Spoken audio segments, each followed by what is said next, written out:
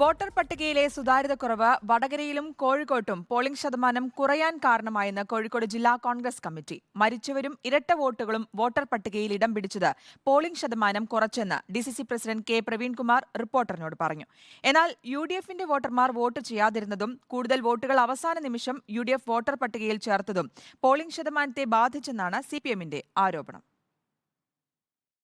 Polling മന്ദഗതിയിലായതിനെതിരെ പരാതികൾ ഉയരുന്നതിനിടെയാണ് voter പട്ടിക ചൊല്ലിയും വിവാദം ഉയരുന്നത്. വോട്ടർ പട്ടികയിൽ മരണപ്പെട്ടവരുടെ പേർ നീക്കം ചെയ്തിട്ടില്ല, ഡബിൾ വോട്ടുകൾ നീക്കം ചെയ്തിട്ടില്ല. വോട്ടർമാരുടെ എണ്ണം ശരിക്കുമുള്ളതിനേക്കാളും കൂടുതലാണ് വോട്ടർ പട്ടിക കാണിക്കുന്നത്. അപ്പോൾ അതിൻ്റെ പേഴ്സൻറ്റേജ് കാണിക്കുമ്പോൾ സ്വാഭാവികമായും കുറയും പേഴ്സൻറ്റേജ്, അല്ലാതെ യഥാർത്ഥത്തിൽ കുറവല്ല. പല BLM രാഷ്ട്രീയം കളിച്ചു. വോട്ടർ പട്ടികയിലെ അർഹതയില്ലാത്തവരുടെ ക്രമാതീതമായ വർധനയാണ് ഈ പേഴ്സൻറ്റേജ് ഓഫ് വോട്ടിംഗ് കുറയാനുള്ള കാരണം. പക്ഷേ എന്നാലും ഇതെല്ലായാലും UDFിന്റെ ഭൂരിപക്ഷത്തിന് അതൊട്ടും ബാധിക്കില്ല.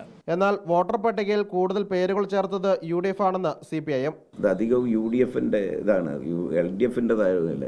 വെറും പേര് മാത്രം അവസാനം, അതായത് പരിശോധിച്ച് തിരുത്തലിനോ നീക്കം ചെയ്യലിനോ കുറ്റമറ്റതാക്കുന്നതിനോ ഇടപെടാൻ അവസരം ഇല്ലാത്ത ഘട്ടത്തിൽ അന്തിമമായ പട്ടിക വന്നപ്പോൾ കുറേയധികം വെറും പേര് മാത്രം. പോളിംഗ് ശതമാനത്തെ ബാധിച്ചിട്ടുണ്ടാവുക ഇതാണ്.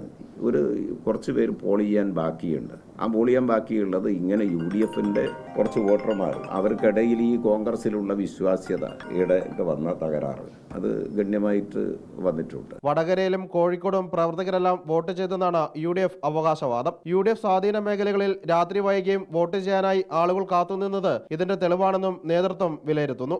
റിപ്പോർട്ടർ, കോഴിക്കോട്.